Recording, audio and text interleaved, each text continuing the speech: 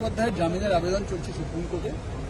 সেক্ষেত্রে তার আইনজীবী এটা এমনও দাবি করছেন যে প্রয়োজনে রাজ্যের বাইরে গিয়েও থাকতে রাজি, শুধু জামিন দেওয়া হোক।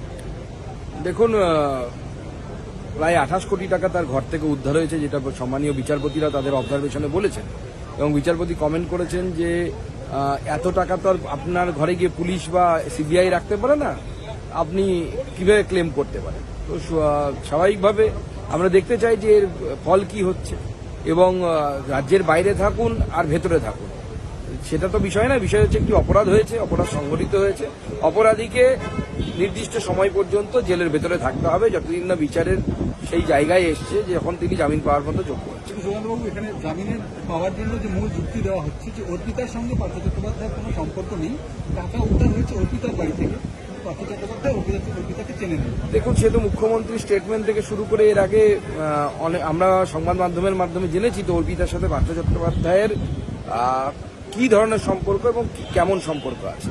আমি এই বিষয়ের মুখ খুলতে চাই না, তবে বিপদে পড়ে কারো একজনকে দায়ী অস্বীকার করা আমার মনে হয় মোটেই ভালো কাজ নয়।